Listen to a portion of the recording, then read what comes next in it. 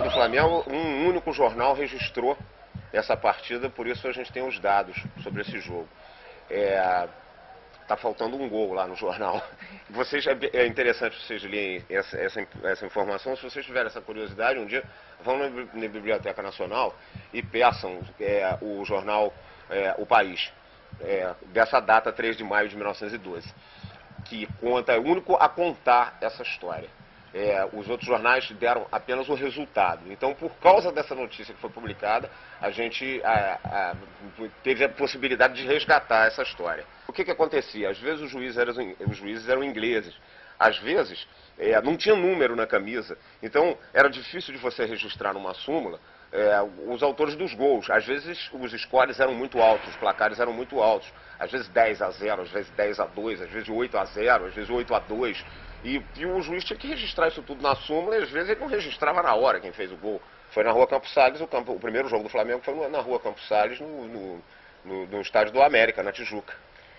O América foi fundado em 1904, já praticava futebol há 8 anos. A camisa da estreia é a chamada camisa papagaio de vintém. Ela tem um preto aqui, um vermelho aqui, um vermelho aqui, né? Eu chamava papagaio de vintém porque ela era parecida com o papagaio, que tem vários nomes, né, pelo Brasil afora. Aqui a gente chama também de pipa, né? Empinar pipa. Tinha uma pipa ou um papagaio que vendia na época, que era muito parecido com essa camisa. Ou a camisa era parecida com o papagaio, não sei. E aí vai se chamar papagaio de vintém, porque o papagaio custava muito barato e o vintém é uma moeda da época que tinha um valor muito pequeno. Ela dava azar. Tanto é verdade, é uma coincidência ou é uma maldição, não sei. Tanto é verdade isso, que em 1990, ela durou durante 1912 e 1913. Né? E o Flamengo perdeu alguns pontos nesses dois campeonatos que lhe custaram a perda do título.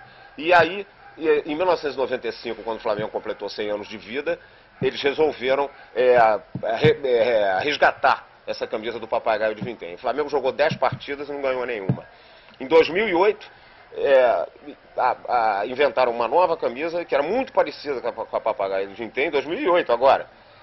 O Flamengo jogou um jogo com essa camisa contra o Madureira no Maracanã, o jogo foi 0-0. Ou seja, a história de que vem lá do começo do século, de que essa camisa é uma maldição, olha, tudo leva a crer que é verdadeira.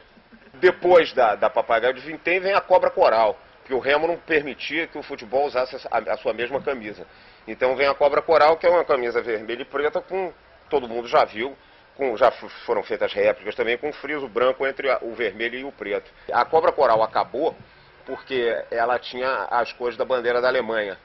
Pelo menos na época, né? A bandeira da Alemanha hoje tem outras cores, mas a bandeira da Alemanha da época, e a Alemanha passou a ser um país mal visto porque foi o principal protagonista da Primeira Guerra Mundial, e um torpedeiro alemão teria atacado navios brasileiros na costa ali próximo de Fernando de Noronha, e tudo que era alemão no Brasil passou a ser mal visto. Então o pessoal do Remo acabou aceitando que o Flamengo trocasse a camisa da cobra coral pela essa camisa, que com uma outra variação é a mesma até hoje. Assim, o Remo tinha o seu casarão, inclusive com garagem para guardar seus barcos. O futebol tinha que ter uma sede para mandar seus jogos e para treinar. A partir de 1915, o Flamengo consegue arrendar um terreno que pertencia à família Guini, uma família de tricolores, tradicional do Rio de Janeiro. O Flamengo consegue arrendar um terreno da família Guini, que ficava na Rua Paissandu.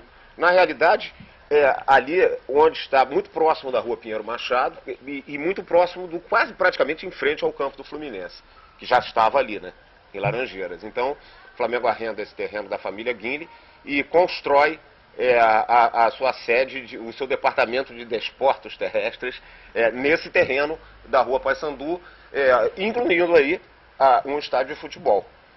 Um estádio de futebol muito bonito, e esse terreno foi arrendado por 15 anos. O contrato seria de 15 anos. O Flamengo pagava um valor à família Guini. Esse estádio durou, ele teria que durar de 15, se eram 15 anos, até 1930, né? E o Flamengo conseguiu empurrar com a barriga e ficar no local até 1932. Quando o Flamengo saiu da Rua Paissandu, o estádio foi abaixo, onde era o estádio, hoje existe um prédio residencial. O Flamengo já tinha recebido da prefeitura, a prefeitura já havia cedido ao Flamengo um terreno que na época se chamava Freguesia da Gávea. Hoje ele está mais localizado no Leblon do que na própria Gávea, embora seja próximo. Mas esse terreno foi cedido pela prefeitura em 1926. Vocês não têm ideia do que fosse o Leblon em 1926. Era um areal. E por causa disso, os sócios do clube rejeitaram essa oferta da prefeitura, né? Os sócios queriam um terreno em Laranjeiras, Botafogo, Flamengo, né? Centro da cidade, naquela área ali onde está hoje o aeroporto Santos Dumont, enfim, numa área que fosse nobre. Não queriam o que chamavam de fim de mundo, né? Chamavam o Leblon de fim de mundo. O mundo muda, né? A vida muda. Mas já, no final das contas, acabaram aceitando. Afinal de contas, não ia se pagar nada por isso, por essa cessão. E aí o Flamengo começa a construir o seu estádio ou o seu departamento de desportos terrestres ali, naquela área onde ele está até hoje e que é supervalorizada. Na verdade, esse terreno foi cedido pela prefeitura. E de uma forma ou de outra, o Flamengo continuou no local, sem ser importunado, e está lá até hoje. Só que hoje é uma área nobre. Ela tem 300 vezes o valor do valor que tinha naquela época, né?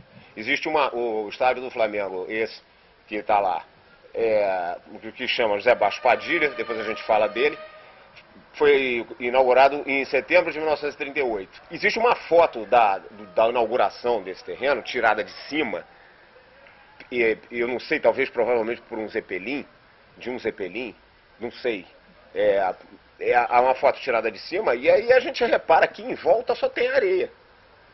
Ainda não tem o traçado das ruas atuais, né? Acho que sequer o traçado das ruas atuais. Então era realmente um areal. Mas aí o estádio vai ser construído e em volta dele vai crescer toda uma infraestrutura que, de alguma forma, era realmente longe, distante de tudo. Próximo do estádio da Gávea vai começar a surgir também uma imensa favela chamada Praia do Pinto, que, de alguma forma, vai ter um significado na vida do Flamengo por dois motivos. Por causa da influência das pessoas que moravam ali, o Flamengo vai começar a se popularizar um pouco mais a partir disso. E, por outro lado, durante muito tempo, nós fomos chamados de urubus, exatamente porque o Flamengo, a partir de um determinado momento, vai se tornar um clube de massa, e uma parte dessa massa vem da favela, da Praia do Pinto, principalmente negros, né? E o Flamengo vai passar, nós vamos passar a ser chamados de urubus exatamente por causa do grande número de negros que passam a torcer para o Flamengo. Na verdade, essa é uma tremenda discriminação que não era politicamente incorreto em tempos passados, inclusive no tempo que eu era garoto. Hoje em dia é politicamente incorreto, né? Nessa época ainda não era. O urubu, na verdade, era um pejorativo. E a partir de 1969, a torcida do Flamengo vai assumir o urubu. Sim, somos urubus. A história do Fla-Flu das bolas na Lagoa é outro folclore da história do futebol.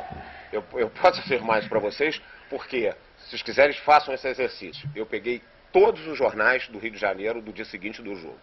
Nenhum deles fala em bolas na Lagoa.